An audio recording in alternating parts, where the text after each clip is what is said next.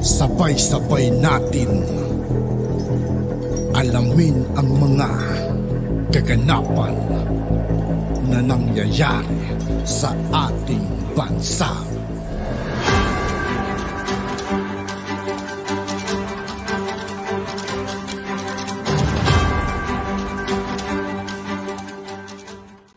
Yo, what's up mga kaibigan? This is I2K po again.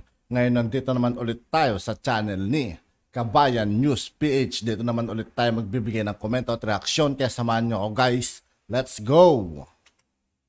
Mga kabayan, maliwanag pa sa sikat ng araw kung sino ang traidor at pasimuno dyan sa Kongreso para ipursigi ang pagpapapasok na International Criminal Court o ICC sa bansa para imbestigahan si dating Pangulong Duterte. Talagang ipipilit nila mga kaibigan, no? Talagang gusto nilang tudasin si dating Pangulong Rodrigo Duterte, no? Talagang ipipilit nila papasukin yung ICC. Grabe naman itong mga to.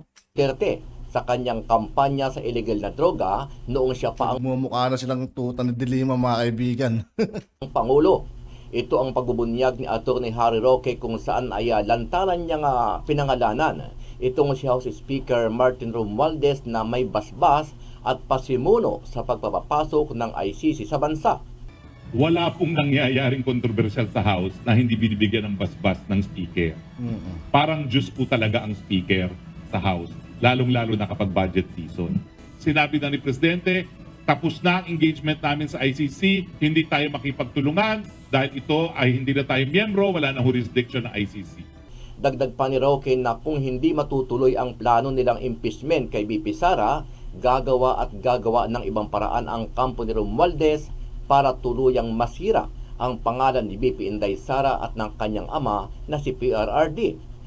Kung hindi itutuloy ang impeachment para matanggal ang BP Sara, abay susuportahan naman nila ang investigasyon laban sa mga Duterte na posibleng maging dahilan din para magkaroon ng warrant of arrest laban kay BP Sara.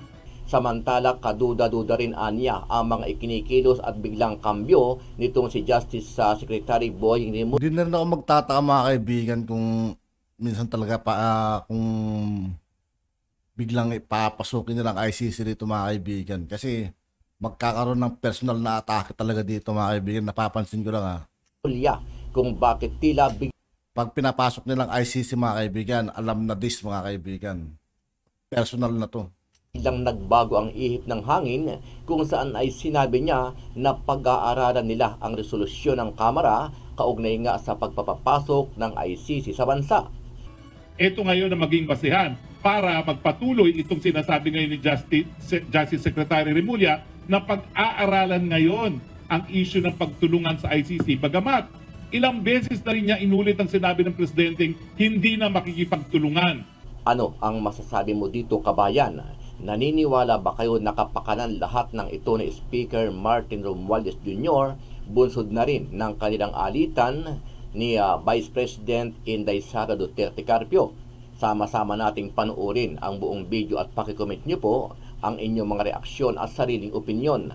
Pero bago yan, muli po ako nag-iimbita sa lahat ng hindi pa nakasubscribe mga kaibigan kay Kabayan News PH, mag-subscribe na po tayo at huwag nyo rin pong kalimutan mag-subscribe dito sa aking channel. Hindi pa po nakasubscribe sa ating channel na Kabayan News PH, pakipindot po ang subscribe button at pakiclick na rin ang notification bell para lagi kayong updated sa mga bagong upload natin na legit at napapanahong balita. Maraming pong salamat. May natanggap umanong impormasyon si dating presidential spokesman Atty. Harry Roque na aaprubahan ng Kamara ang resolusyon na inihain ni Representative Bienvenido Abante para makipagtulungan ang pamahalaan sa International Criminal Court o ICC.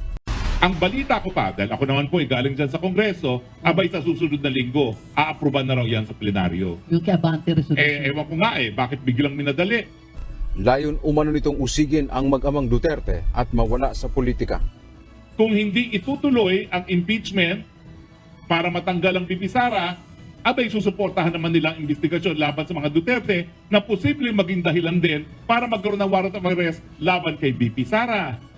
Naniniwala din si Roque na abogado rin ni dating Pangulong Rodrigo Duterte na may basbas ni House Speaker Martin Romualdez ang mga anti-Duterte campaign. Wala anyang anumang kontrobersiya sa Kamara na walang pahintulot nito. Wala pong nangyayaring kontrobersyal sa House na hindi binibigyan ng basbas ng Speaker. Parang Diyos po talaga ang Speaker sa House, lalong-lalo na kapag budget season. Nagtaka na rin si Roque bakit tila nagbago na ang tono ng pananalita ni Justice Secretary Crispin Rimulya at sinabing gusto nilang pag-aralan ang House Resolution. Ito ngayon na maging basehan para magpatuloy itong sinasabi ngayon ni Justice Secretary Rimulya na pag-aaralan ngayon ang issue ng pagtulungan sa ICC. Bagamat ilang beses na rin niya inulit ang sinabi ng Presidente hindi na makikipagtulungan. Sa pahayag ni Rimulya, kailangan ng masusing pag-aaral ang isyu dahil hindi nakasapi ng ICC ang Pilipinas. Samantala, isang panibagong resolusyon ang inihain sa Kamara ni Albay 1st District Representative Edsel Lagman upang hikayatin ang mga ahensya ng pamahalaan na makipagtulungan sa isasagawang investigasyon ng ICC hinggil sa war on drugs ni dating Pangulong Rodrigo Duterte. Noong Agosto, matapos namin magpulong kay Presidente, sinabi na ni Presidente, tapos na ang engagement namin sa ICC, hindi tayo makipagtulungan dahil ito ay hindi na tayo miyembro, wala na jurisdiction ng ICC. Ilang beses nang sinabi ni Pangulong Ferdinand Marcos Jr. na hindi na makipagtulungan ang Pilipinas matapos itong kumalas noong 2019. Sumalang na sa House Joint Committee on Justice at Human Rights ang dalawang resolusyon na layong udyukin ng gobyerno na makipagtulungan sa investigasyon ng International Criminal Court para ito sa mga posibleng crimes against humanity sa gyera kontra droga ni dating Pangulong Rodrigo Duterte. Ipinunto mismo. Kaya na naman tayo. Pambihira naman, no? Kamara. Pinag-uusapan na naman itong ICC na papapasukin para habulin ang mga Duterte. Grabe naman po talaga ang nangyayari ngayon. Kailan lang tapos na dapat usapan, nag-usap-usap na kayo na hindi papapasukin. Ngayon, Tinuldukan na yan noon pa mga kaibigan Sabi nila hindi nila papasukin Sabi rin ni DOG yun mga kaibigan. Tapos ngayon parang nag-iiba yung sinasabi nila ngayon mga kaibigan. Pag-iisipan, ano ba naman yan? Mukhang may nangyayaring anomalya mga kaibigan. Personal na atake ata to. papasukin at binuksan na naman dito sa Kamara.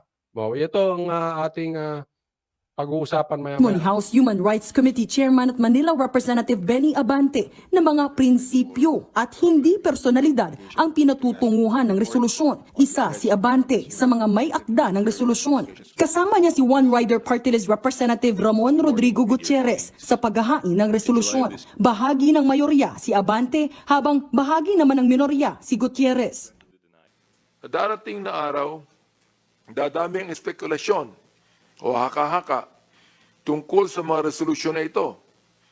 We should not be distracted by this and stay focused on doing our jobs as lawmakers and doing what is right vis-a-vis the law regardless of the personalities involved.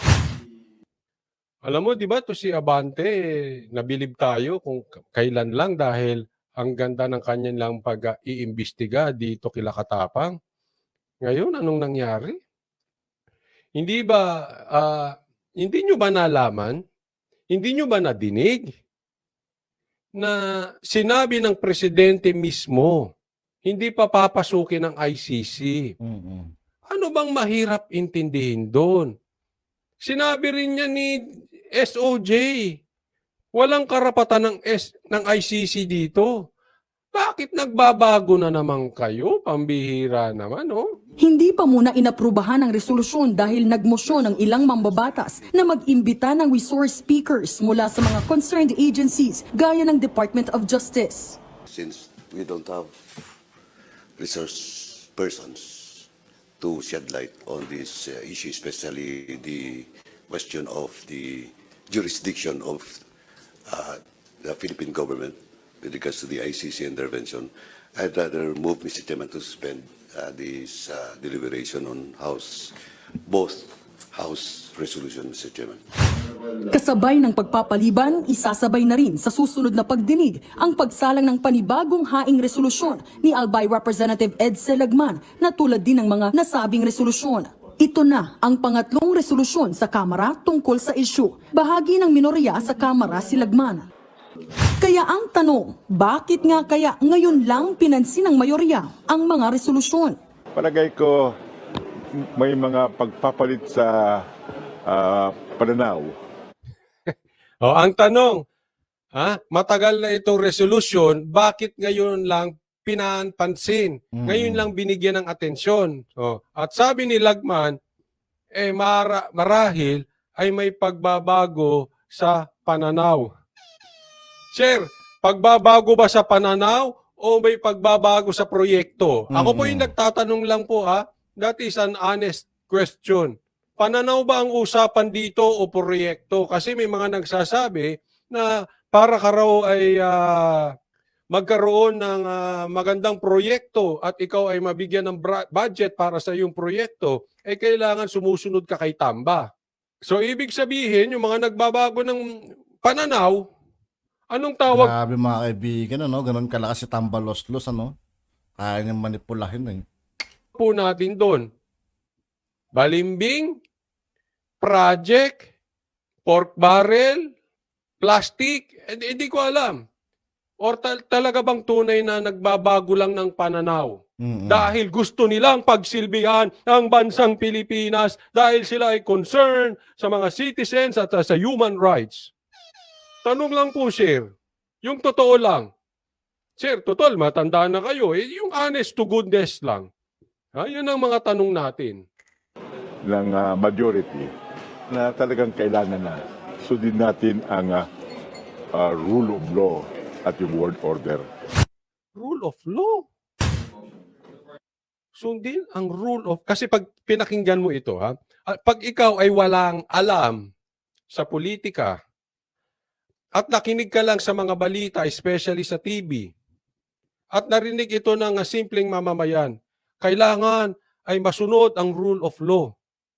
Talaga lang. Parang, oo nga. Dapat pairalin ang batas sa Pilipinas. Ba't hindi nyo ba papasukin yan? Hindi nyo pinaiiral. Hindi po. Excuse me po, I beg to disagree. Huwag po kayo magpapauto. Mga Pilipino. Kasi kasalanan nyo kasalanan nyo. Ang bibilis nyo ang bilis nyo magpabudol. Huwag agad kayo paniniwala sa politiko. Ako, sabihin ko sa inyo, lahat ng politiko, simula kay Marcos hanggang pababa, bigyan nyo ng pagkakataon. Pero, huwag kang tanga.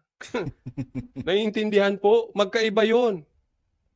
Nagbago nga ba ng pananaw? Ngayon, nung inisnab, dinedma ni Sara ang pakikipagkamay ni Tamba, ano kasunod? Eto na, resolusyon ng ICC. May pattern ba? Kayo umusga. Kaya nga sabi ko, nako, eto na naman tayo. Hindi nakita ni Sara si Tamba. Anong kasunod niyan? May ganti yan.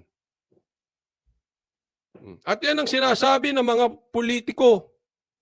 Gumanti na naman, Karanteteng. Para tayong mga bata dito Sabi nga nila, bagamat wala tayong patunay na ito ay kamay ni Speaker, pero tingnan natin. Saan nanggaling tong resolusyon? Bigla-bigla na lang sumulpot, may ICC na naman. May usapin na namang ICC. Anong klaseng leader yung gumaganti? Kung hindi naman gumaganti, anong klaseng leader ka? Hindi mo kontrolado yan?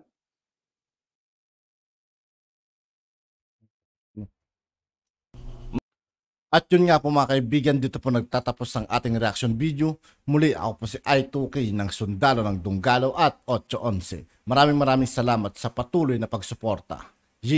Peace out.